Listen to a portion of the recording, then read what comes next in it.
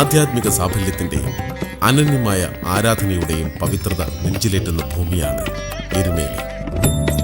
യുഗങ്ങളായി ലോകജനതയുടെ അകക്കാമ്പിൽ ഭക്തിയുടെ ആവേശത്തിന് സൃഷ്ടിക്കുകയും ജീവിതത്തിന്റെ പുണ്യപാപങ്ങളിലേക്ക് അനുഗ്രഹദായകനായി കലിയുഗവരദൻ കുടിയിരിക്കുകയും ചെയ്യുന്ന ഐതിഹ്യ പെരുമയുടെ വിളനില.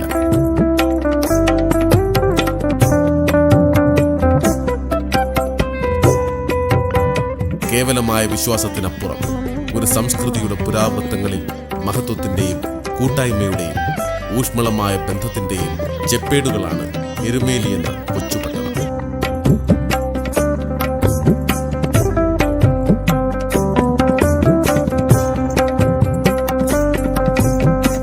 വൃശ്ചികത്തിന്റെ കുളിരുണരുന്ന പ്രഭാതത്തോടൊപ്പം എരുമേലിയും അവിടുത്തെ ജീവിതവും മറ്റൊരു നിയോഗത്തിലേക്ക് ഉണരുകയായി.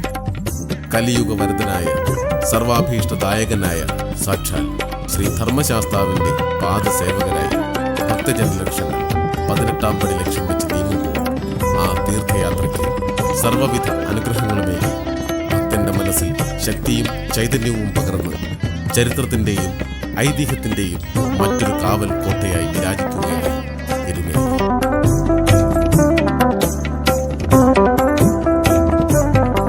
ശബരിമല ശ്രീ ധർമ്മശാസ്താവിനെ ദർശിക്കുവാൻ പോകുന്ന അയ്യപ്പ ഭക്തർ പണ്ടുകാലങ്ങളിൽ സർവ്വസാധാരണമായി തിരഞ്ഞെടുക്കുന്ന വഴിയായിരുന്നു എരുമേലി.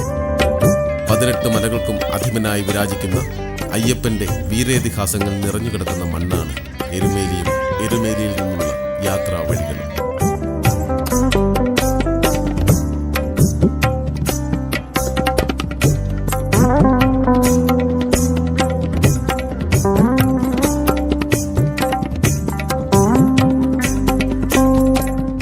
ശബരിമല തീർത്ഥാടനത്തിന് തയ്യാറെടുത്ത് എരുമേലിയിലെത്തുന്ന ഭക്തനെ ഏറ്റവും അധികം ആകർഷിക്കുന്നതാണ് ഇവിടുത്തെ വൈവിധ്യപൂർണമായ ആരാധനാരീതി.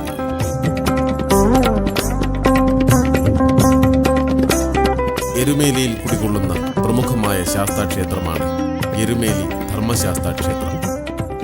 ഭക്തമനസ്സുകളിൽ ഈ ക്ഷേത്രം വലിയമ്പലം എന്നറിയപ്പെടുന്നു. ശബരിമല തീർത്ഥാടന വേളയിലെ മുഖ്യ ഇടത്താവളമെന്ന ഖ്യാതി മാത്രമല്ല എരുമേലിക്കുള്ളത്. അയ്യപ്പസ്വാമിയുടെ വീരസാഹസിക കർമ്മങ്ങൾക്ക് സാക്ഷിയാകാനുള്ള ഭാഗ്യം സിദ്ധിച്ച പുണ്യഭൂമി കൂടിയാണ് ഇവിടെ. അയ്യപ്പൻ മഹിഷി നിഗ്രഹാർത്ഥമാണ് ഇന്നത്തെ എരുമേലിയിലെത്തിയത്. ഈ സംഭവവുമായി ബന്ധപ്പെട്ടാണ് എരുമേലി എന്ന സ്ഥലനാമം രൂപം കൊണ്ടത്. മഹിഷി എന്നാൽ മലയാളത്തിൽ എരുമയും, മഹിഷിയെ അതായത് എരുമയെ കൊന്ന സ്ഥലം എരുമേലിയുമായി. എരുമ കൊല്ലി കാലാന്തരത്തിൽ എരുമേലിയായി മാറിയെന്നും പഴമക്കാർ പറയുന്നു. എന്നാൽ എരുമേലി എന്ന സ്ഥലനാമവുമായി ബന്ധപ്പെട്ട് മറ്റൊരു അഭിപ്രായമുണ്ട്. ഏറുമാലി എന്ന പേര് കാലാന്തരത്തിൽ എറുമാലിയും എരുമേലിയുമായി മാറി എന്നുള്ളതാണ്.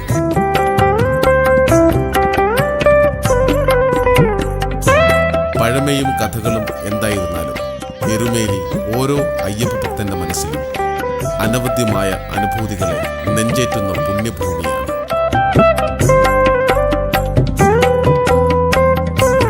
എരുമേലി വലിയമ്പലം എന്ന ധർമ്മശാസ്താ ക്ഷേത്രത്തിൽ പ്രധാന മൂർത്തിയായി ശാസ്താവ് പരിലസിക്കുന്നു.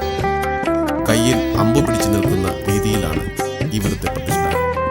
കിഴക്കോട്ടാണ് ദർശനം. റാന്നി കർത്താവിന്റെ കീഴിലെ ഉദ്യോഗസ്ഥനായിരുന്ന ആലമ്പള്ളി മില്ലുക്കാർ പണിതീർത്ത ക്ഷേത്രമാണെന്നാണ് പുരാവൃത്തം. റാന്നി കർത്താവിന്റെ കീഴിലെ ഉദ്യോഗസ്ഥ പേരാണ് മില്ലുക്കാർ എന്നുള്ളത്. ഒരിക്കൽ മില്ലക്കാരൻ ഭാര്യസമേതം തിരുവമ്പാടി ക്ഷേത്രത്തിലെ ഉത്സവത്തിന് പോയപ്പോൾ അപമാനിക്കപ്പെടുകയുണ്ടായിട്ടില്ല. ഇതിനുശേഷം സ്വന്തമായൊരു ക്ഷേത്രം നിർമ്മിക്കാൻ മില്ലക്കാരൻ തീരുമാനിച്ചു. തുടർന്ന് ജ്യോതിഷിയുടെ നിർദ്ദേശപ്രകാരം പമ്പയാറ്റിൽ മുങ്ങിയപ്പോൾ ഒരു വിഗ്രഹം ലഭിച്ചു. പിന്നീട് ആലമ്പള്ളി പുരയിടത്തിൽ പയർ വിതച്ച് പൂവും കായുമായപ്പോൾ പശുവിനെ അഴിച്ചുവിട്ട് പയർ തിന്ന പശു വിശ്രമിച്ച സ്ഥലത്ത് പ്രതിഷ്ഠ നടത്തി ക്ഷേത്രം പണിതു എന്നാണ് ഐതിഹ്യം. 3 പൂജയാണ് എരുമേലി വലിയമ്പലത്തിൽ. താഴമൺ കുടുംബത്തിനാണ് തന്ത്രാധികാരം. ഇവിടെ ഉപദേവതയായി ഭഗവതിയും നാഗരുമുണ്ട്. കുംഭത്തിലെ ഉത്രം ആറാട്ടായി 10 ദിവസത്തെ ഉത്സവം നടത്തും. എരുമേലി പേട്ടതുള്ളൽ അവസാനിക്കുന്നത് ഈ വലിയമ്പലത്തിലാണ്.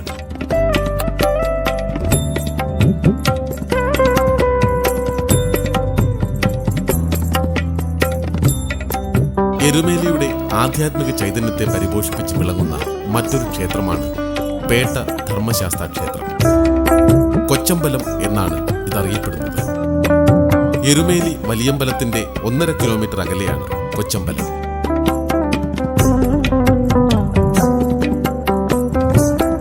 മഹിഷിയെ നിഗ്രഹിച്ച അയ്യപ്പൻ അവതാര പുരുഷനാണെന്ന് മനസ്സിലാക്കിയ വെള്ളാള സമുദായക്കാരായ പുത്തൻവീട്ടിലെ അമ്മൂമ്മയുടെ ആഗ്രഹപ്രകാരം മകൻ പെരുശ്ശേരി പിള്ളയാണ് ഈ ക്ഷേത്രം പണിതീർത്തത്.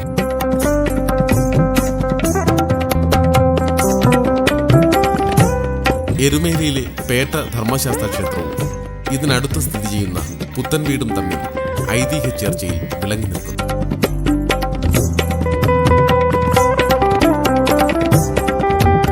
ഇത് എരുമേലി പെരുശ്ശേരി പുത്തൻവീട്. മഹിഷി നിഗ്രഹം എന്ന അവതാര ദൗത്യത്തിന് പുറപ്പെട്ട സാക്ഷാൽ ശ്രീ അയ്യപ്പന് അഭയമേകിയ മുത്തശ്ശി ഗൃഹം. പുണ്യപുരാതനമായ ഈ ഗൃഹത്തിൽ അയ്യപ്പൻ ഒരു രാത്രി താമസിച്ചു എന്നാണ് ഐതിഹ്യം.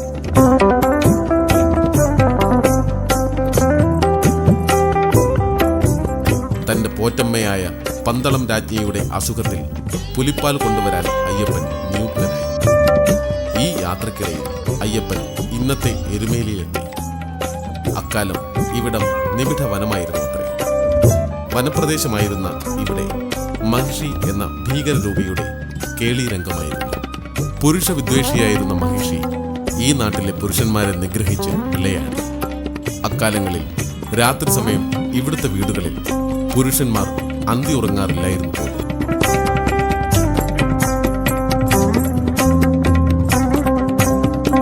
ഈ വിധം ഭയപ്പാടിന്റെയും കഷ്ടതയുടെയും പശ്ചാത്തലത്തിലേക്കാണ് അയ്യപ്പൻ പന്തളത്തു നിന്നും പുലിപ്പാൽ അന്വേഷിച്ച് ഇവിടെ എത്തുന്നത്. അന്തിക്ക് അഭയം ചോദിച്ച് അയ്യപ്പൻ പുത്തൻ വീട്ടിലെത്തി. അവിടെ പ്രായം ചെന്ന ഒരു സ്ത്രീ മാത്രമേ ഉണ്ടായിരുന്നുള്ളൂ.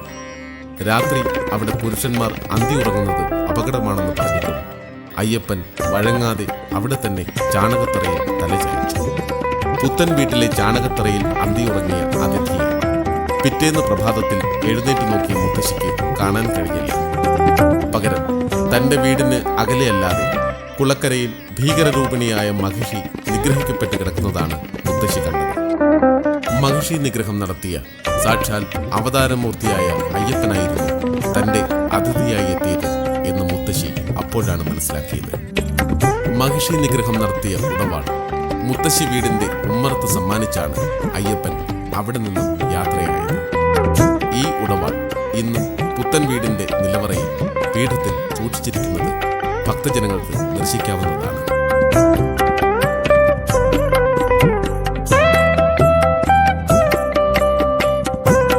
പെരുശ്ശേരി പിള്ളമാർ എന്നറിയപ്പെടുന്ന ഈ കുടുംബത്തിന്റെ അനന്തരാവകാശികൾ തലമുറകളായി ഈ ഉടവാളിന് മുന്നിൽ ദീപം തെളിയിക്കുന്നു.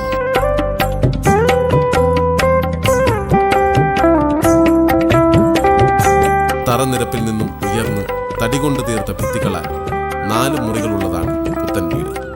1994 നടത്തിയ ദേവപ്രശ്നത്തിൽ പെരുശ്ശേരി പുത്തൻ വീട്ടിൽ അയ്യപ്പ സാന്നിധ്യമുള്ളതായി തെളിഞ്ഞിരുന്നു.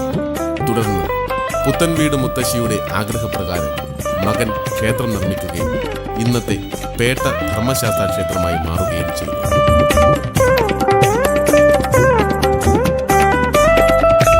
ക്ഷേത്രകാര്യങ്ങൾ പുത്തൻ വീട്ടുകാരാണ് നടത്തിയിരുന്നതെങ്കിലും മേൽപ്പാഴൂർ മനയ്ക്കായിരുന്നു ക്ഷേത്രത്തിന്റെയും സ്ഥലത്തിന്റെയും ജന്മാവകാശം.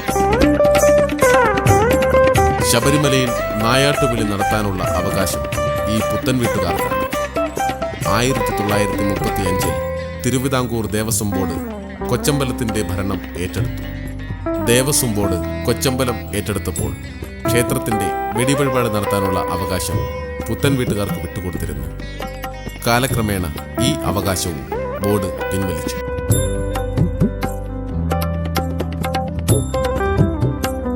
മണ്ഡലമാസം ഉണരുമ്പോൾ എരുമേലി കൊച്ചമ്പലം മുതൽ വലിയമ്പലം വരെ കാണുന്ന സർവ്വസാധാരണമായൊരു കാഴ്ചയാണ് പേട്ടതുള്ളൽ. ഭക്തിയുടെയും സമർപ്പണത്തിന്റെയും പ്രകടിത രൂപം കൂടിയാണ് പേട്ടതുള്ളൽ. പേട്ടതുള്ളലിന്റെ ഉത്ഭവവുമായി ബന്ധപ്പെട്ട് നിരവധി ഐതിഹ്യങ്ങളുണ്ട്. അയ്യപ്പൻ മഹിഷി നിഗ്രഹം നടത്തിയതിനു ശേഷം ജനങ്ങൾ നടത്തിയ ആഹ്ലാദ പ്രകടനമാണ് പേട്ടതുള്ളൽ എന്നാണ് ഒരു വിശ്വാസം. പേട്ടതുള്ളലിന്റെ മറ്റൊരു ഐതിഹ്യം ഇങ്ങനെയാണ്. ശബരി എന്ന താപസിയുടെ ആശ്രമത്തിന് സമീപത്തായി പരശുരാമൻ പ്രതിഷ്ഠ നടത്തിയ ശാസ്താക്ഷേത്രം മറവപ്പട കൊള്ളയടിച്ചു. ക്ഷേത്രം പിടിച്ചെടുത്ത് പുനർനിർമ്മിച്ച് പ്രതിഷ്ഠ നടത്തണമെന്ന് അയ്യപ്പൻ ആഗ്രഹിച്ചു. ഇതിനായി താൻ തയ്യാറാക്കിയ പടയാളികൾ മുഴുവൻ നിശ്ചിത ദിവസം എരുമേലിയിൽ എത്തണമെന്ന് അയ്യപ്പൻ നിർദ്ദേശിച്ചു. ഈ സമയം അയ്യപ്പനെ സഹായിക്കാൻ അമ്പലപ്പുഴ സൈന്യവും ആലങ്ങാട്ട് സൈന്യവും അയ്യപ്പനോടൊപ്പം ഉണ്ടായിരുന്നുവെന്ന് വിശ്വസിക്കുന്നു. മറവപ്പടയെ തുരത്താൻ അയ്യപ്പന്റെ നേതൃത്വത്തിൽ പുറപ്പെട്ട സൈന്യത്തിന്റെ ജയഭേരം മുഴക്കിയുള്ള യാത്രയുടെ ഓർമ്മയാണ് പിന്നീട് പേട്ടതുള്ളൽ എന്ന ചടങ്ങായി മാറിയത്.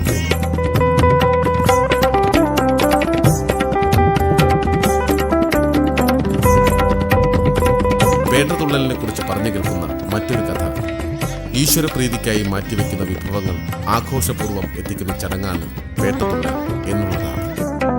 ഐതിഹ്യവും വിശ്വാസവും എന്തു തന്നെയായാലും ഒരു സംസ്കൃതിയുടെ ഊർജ്ജരേണുക്കളുടെ ഊറ്റം കൊള്ളലാണ് പേട്ടതുള്ളൽ.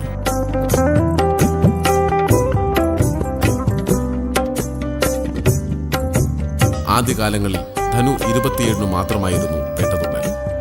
പിന്നീട് ധനു 20 മുതൽ 30 വരെ രാപ്പകൽ ഭേദമന്യേ പേട്ടതുള്ളലായി. ഇപ്പോൾ മണ്ഡലം തുടങ്ങുന്നത് മുതൽ അയ്യപ്പ ഭക്തന്മാർ പേട്ടതുള്ളാറുണ്ട്. പേട്ടതുള്ളിക്കഴിഞ്ഞതിനു ശേഷം ഭക്തസംഘങ്ങൾ എരുമേലിയിൽ നിന്നും പരമ്പരാഗത വഴിയിലൂടെ ശബരി സന്നിധാനത്തിൽ കലിയുഗ വരദനായ സാക്ഷാൽ ശ്രീ ധർമ്മശാസ്താവിന്റെ ശരണപങ്കജങ്ങളിൽ അഭയം തേടാനായി യാത്ര തുടരുന്നു.